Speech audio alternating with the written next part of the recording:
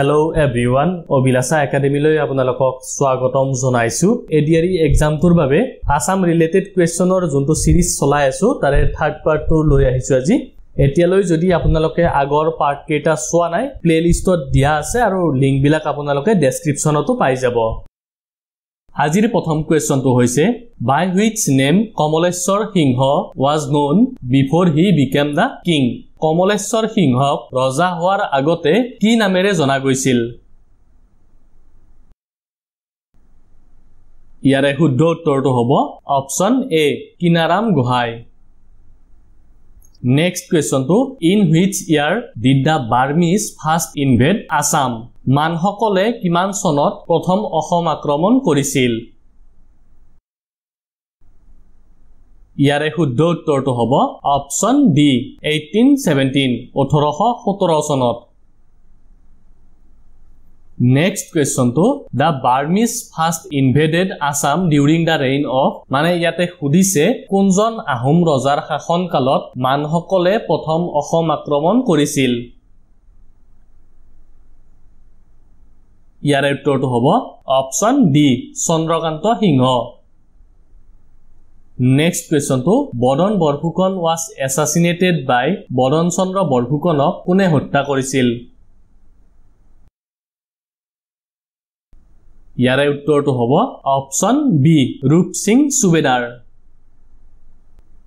Next question to the second Burmese invasion took place in the year মানৰ দ্বিতীয়টো আক্ৰমণ কিমান চনত সংঘটিত হৈছিল?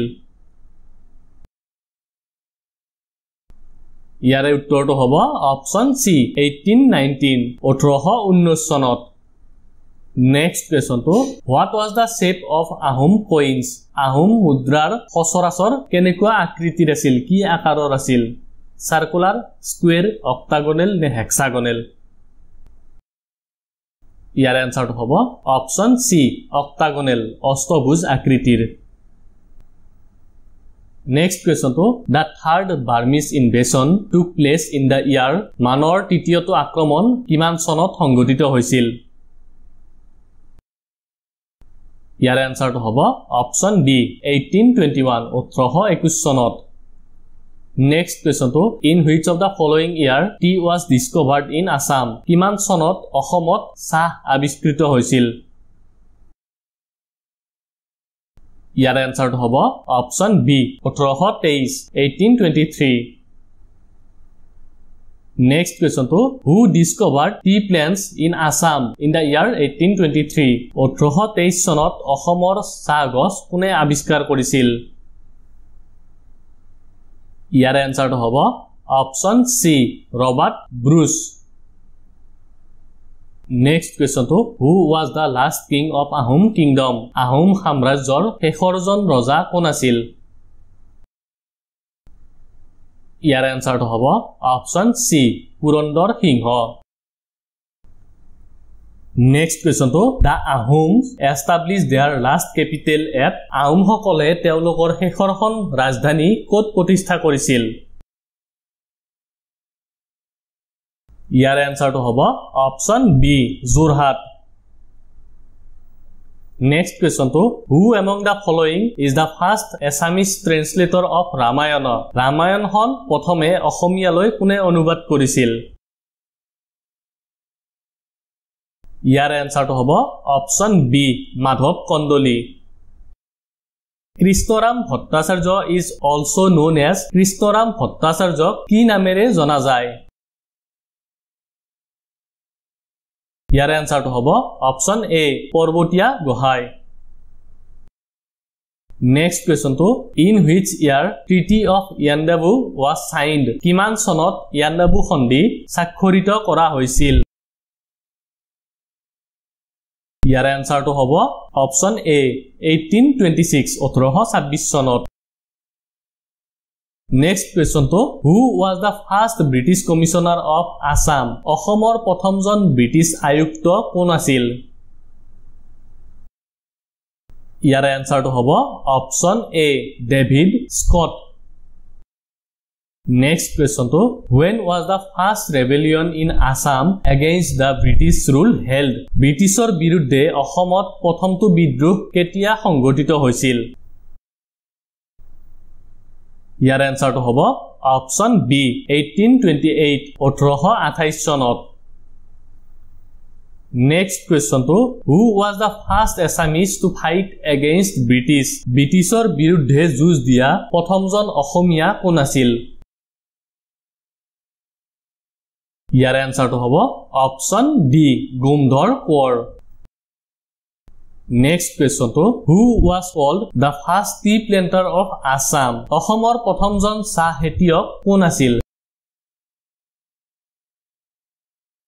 ইয়াৰ এনসাৰটো হ'ব অপচন এ মনিৰাম দেৱান।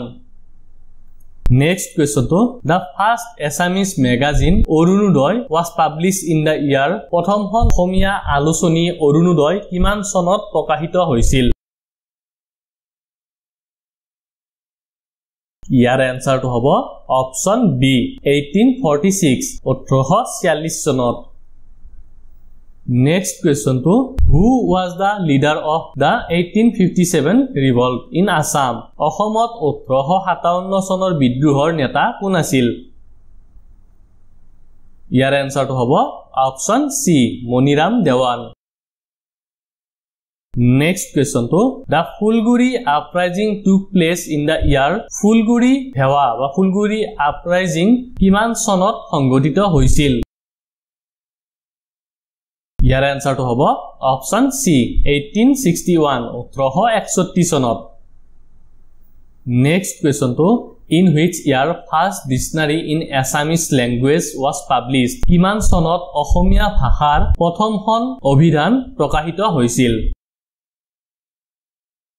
ইয়াৰ এনসাৰটো হ'ব অপচন বি 1867 1867 চনত। Next question to Assam became Chief Commissioner's province in the year কিমান চনত অসম মুখ্য আয়ুক্তৰ অধীনলৈ গৈছিল? ইয়াৰ এনসাৰটো হ'ব অপচন বি 1874 1874 চনত। Next question to in which year oil was discovered in Digboi? কিমান চনত ডিগবৈত তেল আৱিষ্কাৰ হৈছিল? ইয়াৰ এনসাৰটো হ'ব অপচন সি 1889 1889 চনত। Next question to in which of the following year অসমীয়া ভাষা উন্নতি সাধিনী সভা was formed? অসমীয়া ভাষা উন্নতি সাধিনী সভা কিমান চনত গঠন কৰা হৈছিল?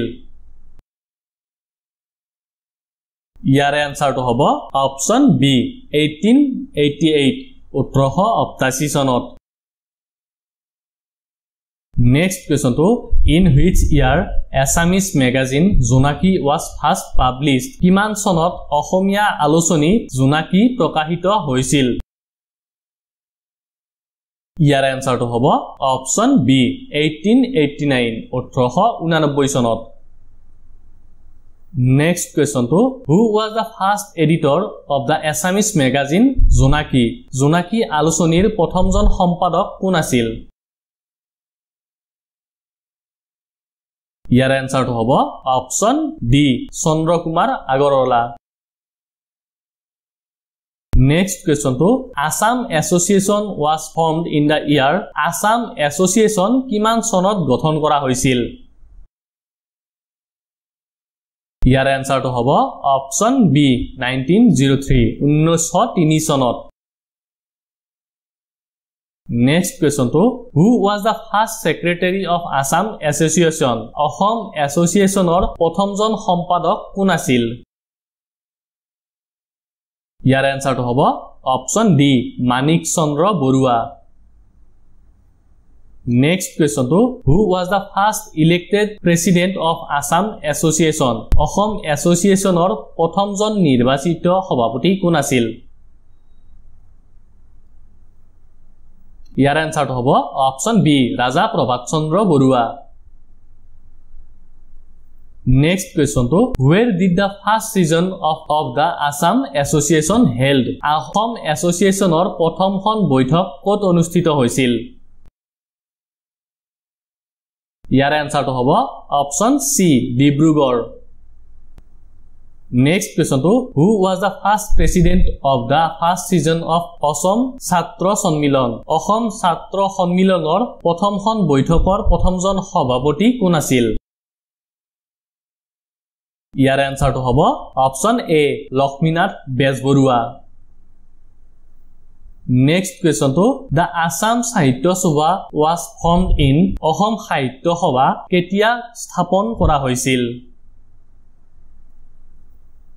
ইয়াৰ এনসাৰটো হ'ব অপচন সি ডিসেম্বৰ 1917 1917 চনৰ ডিসেম্বৰত নেক্সট কোৱেশ্চনটো first conference of Assam Sahitya Sabha was held at Assam সাহিত্য সভাৰ প্ৰথমখন বৈঠক ক'ত অনুষ্ঠিত হৈছিল ইয়াৰ এনসাৰটো হ'ব অপচন ডি শিৱসাগৰ নেক্সট কোৱেশ্চনটো who was the first president of Assam Sahitya Sabha Assam সাহিত্য সভাৰ প্ৰথমজন সভাপতি কোন আছিল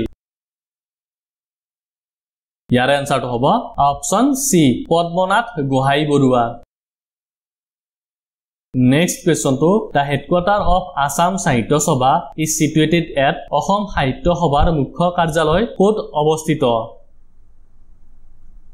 ইয়াৰ এনসাৰটো হ'ব অপচন এ যোৰহাট নেক্সট কোৱেশ্চনটো when did Mahatma Gandhi first visit Assam Mahatma গান্ধীয়ে কিমান চনত প্ৰথম অসম ভ্ৰমণ কৰিছিল ইয়াৰ এনসাৰটো হ'ব অপচন ডি 1921 1921 চনত নেক্সট কোৱেশ্চনটো who was the first elected president of Assam Pradesh Congress Committee Asom Pradesh Congress কমিটিৰ প্ৰথমজন নিৰ্বাচিত সভাপতি কোন আছিল ইয়াৰ এনসাৰটো হ'ব option B Kuladhar Chaliha next কোৱেশ্চনটো who had conferred Gopinath Bordoloi with the title Lokapriya Gopinath বৰদলৈক লোকপ্ৰিয় উপাধিটো কোনে প্ৰদান কৰিছিল ইয়াৰ এনসাৰটো হ'ব option A Jairam Das Daulatram next কোৱেশ্চনটো who was the president of Swaraj party in Assam অসমত স্বৰাজ দলৰ অধ্যক্ষ কোন আছিল ইয়াৰ উত্তৰটো হ'ব option A Tarunram Phukan next কোৱেশ্চনটো who founded the Sangrakshini Sabha কোনে সংৰক্ষিণী সভাৰ প্ৰতিষ্ঠা কৰিছিল ইয়াৰ এনসাৰটো হ'ব option D Ambikagiri Raichoudhury next কোৱেশ্চনটো in which year O Mur Apunar Desh was officially adopted as the state song of Assam কিমান চনত ও মোৰ আপোনাৰ দেশ গীতটোক অসমৰ জাতীয় সংগীত হিচাপে গ্ৰহণ কৰা হৈছিল ইয়াৰ এনসাৰটো হ'ব অপচন এ 1927 1927 চনত নেক্সট কোৱেশ্চনটো who among the following from Assam join the famous Dandi march Dandi যাত্ৰাত অসমৰ পৰা অংশগ্ৰহণ কৰা ব্যক্তিজনৰ নাম কি আছিল ইয়াৰ এনসাৰটো হ'ব option A Liladhar Barua next কোৱেশ্চনটো which one is the only Assamese who represented India in the round table conference held at London in 1930 1930 চনত লণ্ডনত অনুষ্ঠিত হোৱা ঘূৰণীয়া মেজমেলত ভাৰতক প্ৰতিনিধিত্ব কৰা একমাত্ৰ অসমীয়াজনৰ নাম কি আছিল ইয়াৰ এনসাৰটো হ'ব option A Chandradhar Barua next কোৱেশ্চনটো all Assam Raiyat Sabha was formed in the ইয়াৰ সদৌ অসম ৰায়ত সভা কেতিয়া গঠন কৰা হৈছিল ইয়াৰ এনসাৰটো হ'ব অপচন এ 1933 1933 চনত next কোৱেশ্চনটো all Assam Raiyat Sabha was formed in 1933 under the guidance of 1933 চনত সদৌ অসম ৰায়ত সভা কাৰ নেতৃত্বত গঠন কৰা হৈছিল ইয়াৰে শুদ্ধ উত্তৰটো হ'ব option A Nabin Chandra Bordoloi next কোৱেশ্চনটো Kanaklata Barua became the first martyr of which one of the following national movement Kanaklata Barua কোনটো জাতীয় আন্দোলনৰ প্ৰথম শহীদ আছিল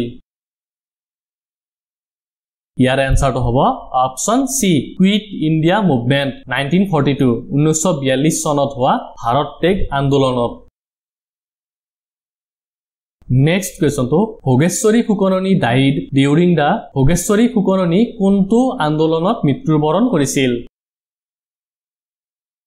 ইয়াৰ এনসাৰটো হ'ব option C quit India movement Bharat ত্যাগ আন্দোলনত নেক্সট কোৱেশ্চনটো who was the governor of Assam during the quit India movement Bharat ত্যাগ আন্দোলনৰ সময়ত অসমৰ ৰাজ্যপাল কোন আছিল ইয়াৰ এনসাৰটো হ'ব option C Andrew Gourlay Clow next কোৱেশ্চনটো দা অথৰ অফ অসমীয়া সাহিত্যৰ বুৰঞ্জী অসমীয়া ভাষাৰ বুৰঞ্জী নামৰ কিতাপখনৰ লিখক কোন আছিল